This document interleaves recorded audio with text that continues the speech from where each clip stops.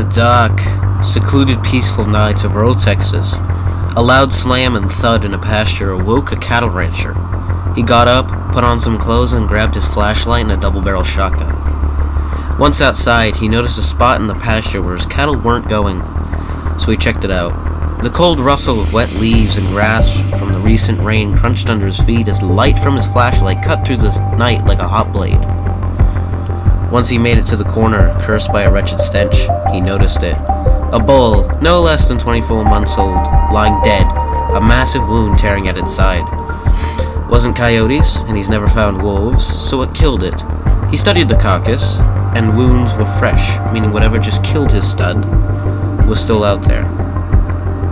This realization made the rancher bolt up, his eyes darting across the dark forest floor. "Show yourselves!" the rancher yelled out to the forest. A single high-pitched click responded, then a loud snap and a snarl. "I know you're out there!" he called out again. This time, multiple clicks and snarls replied. Then the forest floor was littered with bright, shining green eyes, all closing in. The rancher panicked, raising his shotgun and firing into the forest. Loud snarls, hisses, and clicks responded, and the animals began to walk out of the darkness slowly. They were long. The rancher estimated them to be around 12 feet long and 6 feet tall. It had two nasal crests that shined. He had never seen this animal before, bipedal, long, nocturnal, possibly a pack hunter, and the rancher's heart began to beat so fast that it felt as if it was skipping a beat. The animal before him snarled and then began to run for the rancher. It leaped onto the paddock fence and then made a low chirping noise, which drew out the others. The lead animal fell onto all fours, its long arms affording extra support as it walked across the fence.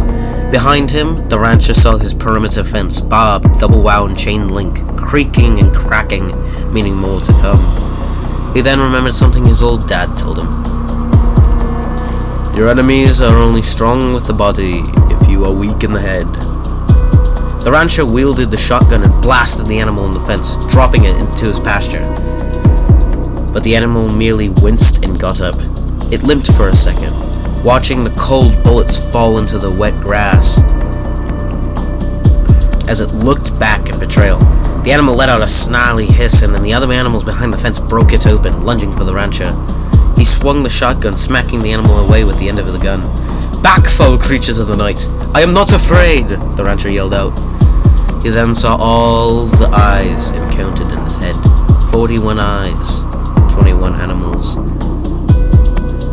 The coos of owls in the distance almost felt as if they were mocking his predicament.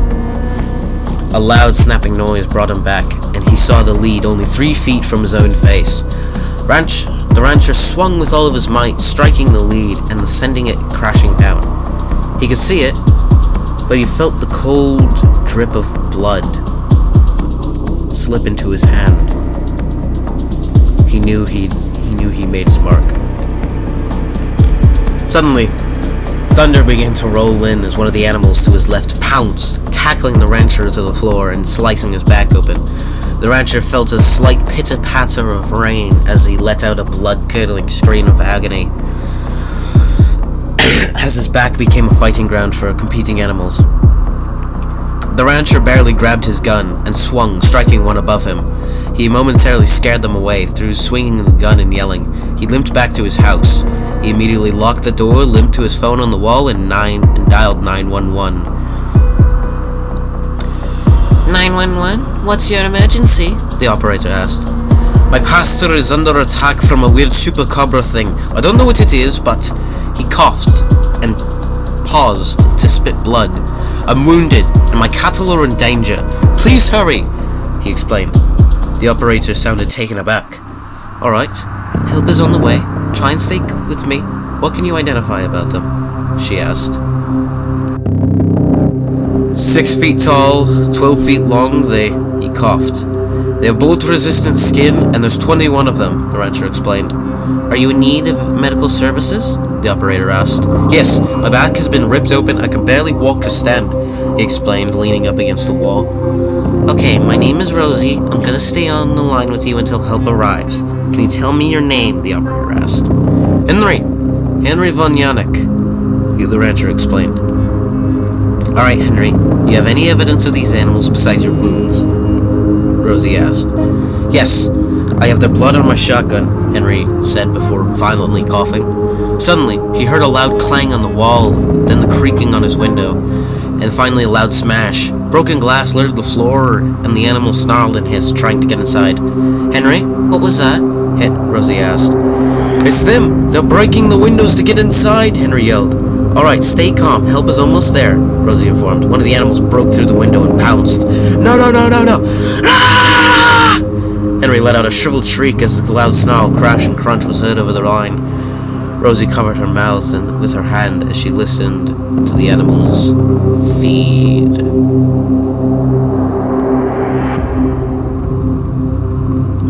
The end.